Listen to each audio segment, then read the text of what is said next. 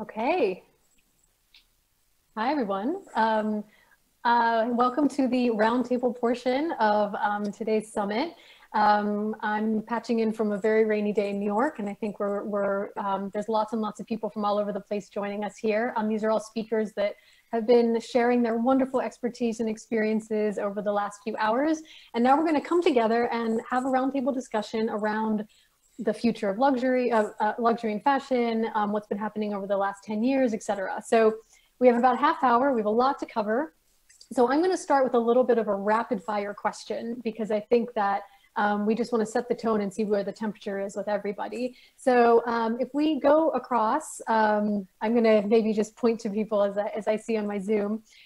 In a few words, or maybe just in one word, if you really want to challenge yourself, how would you describe the trajectory of fashion in the past 10 years, which we know has been amazingly transformative? And then how would you describe its trajectory in the past 10 months, which has been accelerated in all those ways? So let's start with Marie-Pierre.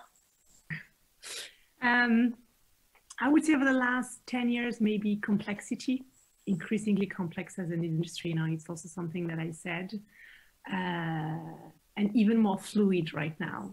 And also now I would share what you said now in your talk, that there's blurred frontiers, no more categorized now segment. And I think that it's challenging for everyone. This is true, yes, wonderful, thank you. Anna. I'm thinking about, I think, transformation and then accelerated transformation. Brilliant. Hi, Maria, your thoughts? Hello. From the PR point of view, obviously, the past 10 years has been the rise of influencers and their power struggle with the classical fashion media. And in the past 10 months, actually, the trend has changed a bit, and both industries, I would say, they'll be going through a cleanup. Oh, cleanup, that's a good one. Great. Varvara, your thoughts? I completely agree with Maria, and just to add something what she has said about cleanup. What we see now, and this is especially visible among influencers, that influencers with purchased followers become even more visible than ever, and brands don't want to invest in a pretty picture anymore. They want personalities to work with, and also the role of small influencers and insiders has significantly risen, and nobody are looking only in followers, number of followers. Great. Hold that thought. We're going to talk a bit more about that later. Yeah. Okay. Camille? I think that in the past decade, when it comes to fashion, I think he definitely get more democratized. But I think that he also, when it comes to the individual and the customer, just overload with choices. That's true. Yeah, and we should talk about that when we get to your brand as well. Hi, Stefan. What are your thoughts? Well, I mean, Not Just a Label has been around for 10 years. So in some way, I like the Titanic analogy. I think, for the last 10 years, we knew we were going to hit an iceberg. We knew technology is going to disrupt fashion. We knew sustainability is an issue. We knew it would be the demise of big luxury brands. But the champagne was still flowing, as you know. It was sort of, people kept on going because the present was too profitable. And I think now we hit the iceberg this year, and people are scrambling. And some people say we knew for 10 years what was coming, and others are trying to, recover what was lost. But I think the world will never be just the same again. Great, love it. And Luceny, your thoughts? Yeah. I'm gonna steal a little bit from my colleagues. I like what Marie-Pierre was mentioning when it comes to challenge. I think challenge is a good word. I think that the digital revolution kind of like challenge luxury brands or not, you know, brands in fashion to really evolve, to adapt in terms of the experiences, in terms of speed, and also in terms of the dialogue that you have with your consumer, more transparency and so on and so forth. And I think that it kind of like links to also what Camille was mentioning with democratization. I think brands, no matter in which level of the spectrum you evolve, you have to be more democratic and more accessible. So that is showing your processes, showing your brand values. Everything is out there right now. Gosh, we could just talk about all of that for the next 25 minutes. I think I love the breadth of the different responses. I think they all come from a place of just your personal experience and expertise. I also think there's such an interesting story of light and dark that's come out of it. You know, everything from this idea of accelerated transformation to democratization to, you know, which are great things, which are good things, all the way to Stefan's, you know, analogy of the iceberg that we've hit. And I think that's, there's never going to be just a one-size-fits-all reaction to all of this, right? There's going to be the light and the dark. So to kind of go on through that, Stefan, I wanted to start with you. I just, as soon as I started to read about your brand, not just a label, I just loved it. I thought it was such an interesting point of view around nurturing, supporting a nurturing fashion industry, which some people might call a contradiction in terms.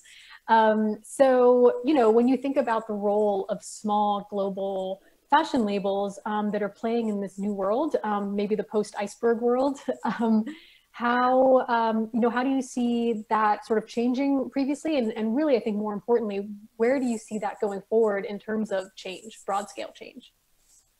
Yeah, I think for many people, it's hard to grasp that there's a fashion industry beyond the luxury brands and the big sort of fast fashion retailers. But I think the best analogy is the music industry. The music industry went through a transformation over the last 10 years where now, if you have a good idea, if you have the tools, you can create a song, a track, an album, and sell it and bring it to a global audience, you know, with a few clicks and without much marketing spend.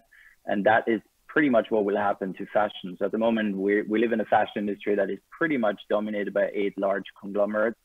And then when you look at our platform, and there's about 49,000 emerging designers and independent brands on there, with about 300 new designers joining every month. So that poses the question, have we been too arrogant in terms of not seeing the huge potential that there is out there, or have we just sort of ignored that and not provided the right marketing and sales channels to these people? The interesting part is obviously the economic value. When you look at how society can benefit, then we definitely have to look at smaller brands, because smaller brands produce regionally, they source and are inspired locally.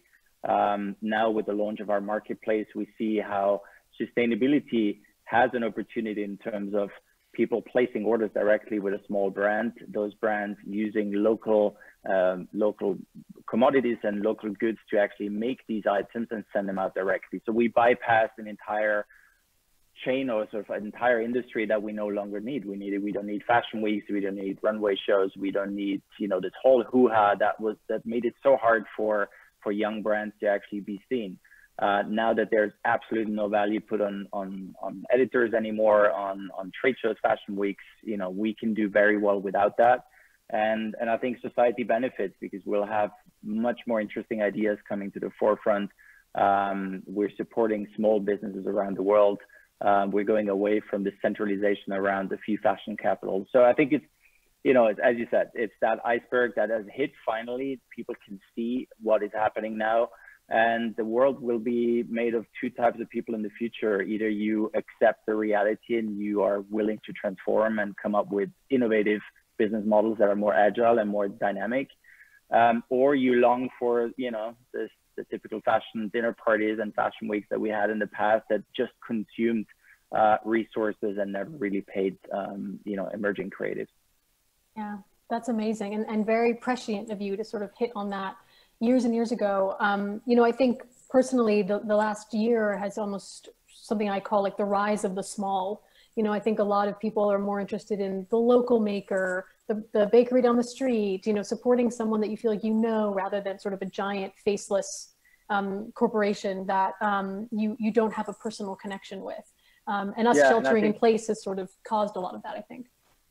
Yeah, and I think, you know, we're no longer talking about charity here. We're not talking about please support small business over big brands. The big brands have nothing to say at the moment because if you look at marketplace models like ours, and there's so many others, they rely on a no inventory retail system. There's no long supply chains involved anymore. We can ship, we can actually make goods for people that are bespoke, tailor-made and made to order, which is probably the most luxurious way of selling fashion. And we're able to do that. If you look at Net-a-Porter or Farfetch, the only customization they're offering is putting initials on Louis Vuitton handbags. That's as far as they can go because they sit on these supply chains that are not, they're a bit like an oil tanker. You can shift them by 2 or 3 degrees per year, but not much more. So suddenly you have this huge opportunity for a long tail business model where on our side, 49,000 brands can now suddenly sell direct to the consumer. The money that a consumer spends goes directly into their pockets. They don't produce the items until they receive the order. So there's zero risk involved, there's zero waste involved. And all they do is create new products and they don't have to release that in seasons anymore. They just come up with a great idea for a dress, they sell it. Next month, they make another one. And we have so many designers, for example, one who lives in Lebanon, his studio was destroyed during the explosion earlier this summer. And he sold 5 or 6 of his couture dresses and they're priced at $3,000 or $4,000. And that has been, you know, the one driver for his business. That's amazing. And I'm Lebanese, so I really appreciate that support. It's very cool. Just want to make sure, did anyone, I felt like maybe there were some people who wanted to jump in. So if anyone has any thoughts, please. Yeah, Marie-Pierre, I think I saw you. No, I had a question for Stefan because I completely agree with you. My feeling is also that the big groups, okay, they have the financial strength right now to weather this storm, whether we like it or not. And so what you're offering is also a lifeline during this very little time, because I think the question is also, in order to be able to change the world, you need to be able to survive first, and then we can make now those things. So you are at the best place to see, you know, how they are struggling. So I'm wondering if we get a sense now for the casualties, or how many of those brands that maybe don't tap into your resources or other platforms will be able to be in a position then to move forward with their business model. Because again, if you look at that, those companies are cash rich, so they will survive. I mean, the question is, will they survive? You know, because I think once government funding and all the furlough schemes and so on will be pulled out of the equation, you know, I think, I mean, we know there's some of the big groups that are about to fail. So the question is really, you know, what's the future like? But I think the further we democratize this whole cake and allow, you know, emerging or smaller brands to be part of that, the more interesting it gets. The only thing I think we have to admit is that obviously if you start sharing the cake, there's less left over for everyone. And with more and more players in the game, there's less for them. But the music industry did exactly that. So in some way, I think society has benefited because we have this vast opportunity now of not having to listen to the radio station and be fed music, you know, by 3 music labels. But now we go on Spotify and I can listen to pretty much any artist around the world. Do they become millionaires? I don't think so. But do they do what they love? And are they able to share their creativity globally? Yes. So I think this is where we need to, we need to judge what we as a society want. Right. Yeah. And maybe we can have a layer cake so that there's more and more for people. I think some of the things that I've been thinking about in our work at McCann has been a lot more of, you know, less rigidity, a bit more like a softening, people being more open to things. Obviously, there's been a huge amount of conversation around inclusion and diversity. And I think one of the things that I was really impressed with was the proper label. So I was looking into Camille, your brand has this wonderful philosophy called the proper way. And it promotes empathy and empowerment, mutual advantage, simplicity, good profit, logic, creativity, and connection to family, to community. Wow, like all the things that everybody wants right now, right? It's like all of it. It's just, you know, mix that into a batter and make it into a cake. So I think there's just so much goodness and modernity to your ethos. So I kind of feel like it's this really powerful antidote to everything that's happening in 2020. So I'm just curious, you know, how did you come up with this proper way? And then how are you making sure that you're infusing it into everything that you do as a brand? So first of all, so the proper way is the way of the proper label. it's slang, very small borderline between the proper way. We're still trying to intellectualize the word proper and not to be gimmicky. But how all of this came, I was inspired from this book, by this book of Charles J. Koch called Good Profit. And it's a very inspiring book because it's just this philosophy of improving your life while improving other people's lives. And this is a loop that is possible. And it just makes sense with us, you know, just I think spending the same amount of consciousness and questions on every part of the supply chain is a process that is never ending and constantly evolving. I think what Stefan was saying just before was the fact that you are really in charge as a brand, and a brand is more than what we thought it was, which means that you can have a part in the culture, in changing the world. It's the same as the idea of a celebrity, or is the same as the idea of a personality. You have this brain, this power, and all those decisions could be reflected in the process and the product. But the idea of proper wear, which is the wear of the proper label, is the fact that how can we be as inclusive as we can? And also, when we launched it with my sister, the goal was how can we build the world that we want to see? It's beautiful. I love it. I think you should advise lots and lots of brands because this is very cool. I'm going to look up the Good Profit for sure. I think continuing on this trend of sort of nurturing and lifting up and elevating, you know, other generations or maybe companies that don't have, you know, the means or sort of looking back. I think Marie-Pierre, I think what's been so interesting about looking into the organization that you work with, Angels for Women, you know, I was very surprised to hear actually that it's the only business angels association in Italy focused on female entrepreneurship. You know, that's astounding, you know, considering that. I don't know what's astounding, that it exists or that it's the only one, or. It's the, yeah, I think it's the only one. I found that very surprising. And I think, I guess I was surprised because I feel like Italian women are such a force, like generally, in that, you know, they hadn't sort of been harnessed in this very formal way. But I guess, yeah, I would love to hear more about what you're doing. You know, what role do you see women-owned businesses playing in the future of Italian culture? I mean, Italian, everything is just so exquisite. And how are you seeing the role of empowering women in Italy sort of changing the culture in the country, you know, more macro? I'll just a word on what we do, because there's a big ecosystem of now associations that have been now supporting women entrepreneurship, from accelerators to association like Gamma Donna, etc. So Angels for Women is really the first time that we are actually investing. So not just supporting, nurturing, but also investing. So we are here, of course, and as angel investor, it's not just investing for the sake of getting a return. No? At this level of investment in a company, you are here to support them. Italy, you see them strong women, but I would say that Italy is a little bit behind in terms of now. I was again looking at statistics just to see if they have changed over the last few years, but we have one of the lowest rate of women employment in the workforce. I think we are second worst to Malta, which I would say, if you think of Italy, is not something super now to be extremely proud of.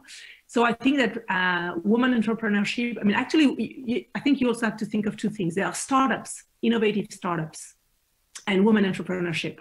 And I think that sometimes we tend to forget that the role of women is much more wide in companies than it is in innovative startups. So Italy is not as bad as it sounds. So usually you have across the world, depending on the country, you have about 20% of companies that are led by women. 20%, 1 out of 5. It's super low, okay? Goodness. And when it comes to innovative startups, it's 13% in Italy. And you would say, okay, it's Italy. You look at the worst of the world, and there was a survey done by Crunchbase last year, 17%. So we're not that bad. So there's a lot to do. I guess all these statistics, to cut a long story short, is just to say that there's a lot to do. And I think that usually the performance of a woman startup is slightly better than performance. Lots of studies, not because I'm inventing and I'm making this up, but the problem that women don't have access to the network. They don't know. and they have a different attitude towards risk taking. So once the company exists and it gets funded, etc., it has a great chance of now behaving really, really well. But at least in Italy, they just don't know. So I think one of the role of associations like mine and all the other ones that have been doing field work for so long is to be role models. I myself became an angel investor. I would have thought that to be an angel investor, you would have to have sold a company, like to be Mark Zuckerberg. No, and you can make a difference. You can make a difference because you can really help those companies that now I gave a few examples during the speech, but in terms of changing the Italian culture, I think it will take time. But yeah, I think that women have resilience. He says that women create business out of opportunities and not necessarily necessities. So the soft skills of women. So I think that, yeah, it brings diversity to the entire startup ecosystem. Sorry, that was a long, passionate answer to the question, but there's a lot to discover. Yeah, really a lot to discover. There's also the idea of changing culture through more women in leadership positions. So the more women are running businesses, the more culture changes because it's more of a top down and more of the mentorship as well, bottom up. So I guess it does take time, but it sounds like there's some wonderful work going on that will change that. So thank you. I wanted to turn more to a little bit talking about 2020 and the business of aspiration. So Anna, I know you write extensively about aspiration and brand models. You have a wonderful newsletter that comes out every week. And I think what you've been writing about is interesting because it really is, to me, when I read it, it's really harnessing all of the different cultural forces that are sort of hitting on society at once this year. And I think you almost think about like, what does peak 2020 look like, in terms of brand models? And my question to you is, if you were to choose a brand that you believe is operating at like peak 2020, in terms of hitting the nerve of modern aspiration today, which brand or brands would it be and why? And you're on mute. That's peak 2020 also, being on mute. Because it's a great question. It's a difficult question because aspiration changed so much, and it went when I was writing a book, it was March and April, and I'm like, well, I need to go back. I need to write like a concluding chapter, because what was aspirational until then? If I was talking about taste and taste communities and the rise of niches and collectibles and curation and collaborations, now I need to add more of a social aspect to that, more of a communal, more not individual and more communal. So that is very aspirational. And the brand that I think captures this really well is Peloton. And this moment, not just because they were at the right place at the right time, that they had at-home exercise when no one could exercise anywhere else, but also because their biggest competitive advantage is their community. And I have to say they've done such a fantastic job, because you see for Halloween, you would see people dressed up as celebrity trainers on Peloton, like those who know, they're like, oh, she's dressed as like Julie, and and that is that they literally like reach the level of culture, which is aspirational. And the second thing that they're doing, they've been donating the bikes. They've been like sort of doing both communal and social, and now they're creating their own, in terms of growth and business models, they're creating their own apparel line, and there is nothing to prevent them to have their own food brand or nutrition or like wellness brand if they want. However, I do think that they know exactly what their brand is about, which is their community. And I would say from now on, they're setting the standard. No, that's a great example. I mean, I could even see Peloton going into hospitality. People go to a Peloton retreat or a hotel, or Equinox did it, so that's right. Them for sure. Yeah, that's right. What happened to the Equinox Hotel? Who knows? Do you know it's open, but the pool is closed, which is of course makes sense. It's November, but they're open. Yeah. Oh wow. Okay, good for them. Yeah, they shed. Yeah, I mean, speaking of bad ideas, like the shed and Equinox, I mean, no one's shopping in malls, and then you have a hotel. Anyway, Yeah, I know, it's a disaster. Positive note. Right. Yeah, so I think this whole idea of brands and brand management, yeah, like who advised the Equinox, people there, and I think that's a really good segue to the ladies from White Rabbit PR, Varvara and Maria. I think you're working with a variety of brands to help them show up in the best way possible in the world, and I think obviously we're all getting most of our information from social media now, and the fact that a brand can sort of come from anywhere and go anywhere, which also Stefan's company has proven as well. So I guess from you guys, how do you see the role of PR as sort of this really, really heritage industry evolving in this new and modern environment that we're living in today? Thank you, Nadia. Actually, the funny thing is that once the pandemic started, we were talking a lot with Varvara about what's going to change. But basically, in our approach to the PR, not much has changed, because we've been practicing what everyone is switching to this year, way before.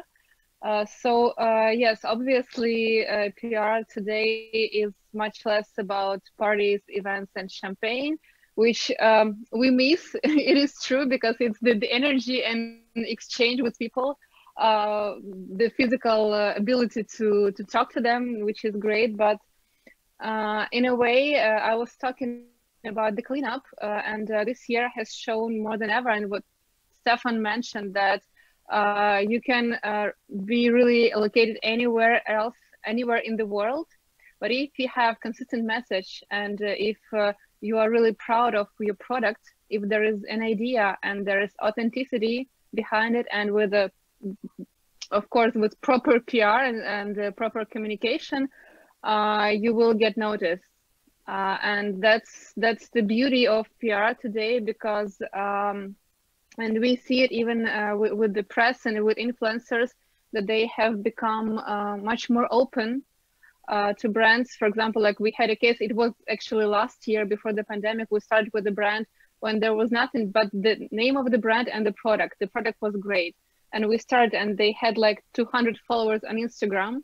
And we started reaching out to the press, to influencers, and top influencers of the world replied, just because the product was good and the wording, the positioning was relevant to them. So yeah, basically it's today you really can get very big if there's content in you, if it's not just the shallow bling bling part, but if there's an idea and a good product, of course. The democratization is, I think, another Varvara panelist was saying. Yes. Yeah. Varvara, is there anything? It is true. And just one more thing to add, if you as a brand would like to go wholesale and to be a part of sales showrooms, buyers want to see influencers, buyers want to see press, and PR helps with this, and PR helps you to be heard. I love that.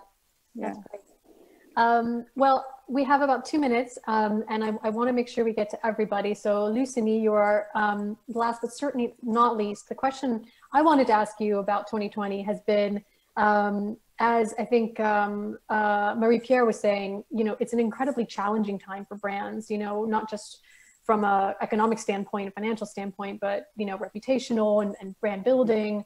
You've had a lot of experiences in sports and lifestyle, and now you're in luxury. So, what are the things you've observed during COVID that you think are actually here to stay? So things that are going to extend from here on. I think we've talked a bit about some of these things, but from your personal experience, what are you looking at?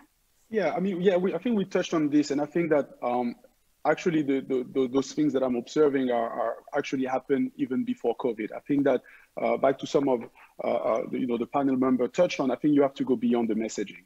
It's all about purpose and community nowadays, and I think that this needs to be at the core of the brand communication. And what I mean by that is that COVID and the pandemic, forced brands to really look into who they were.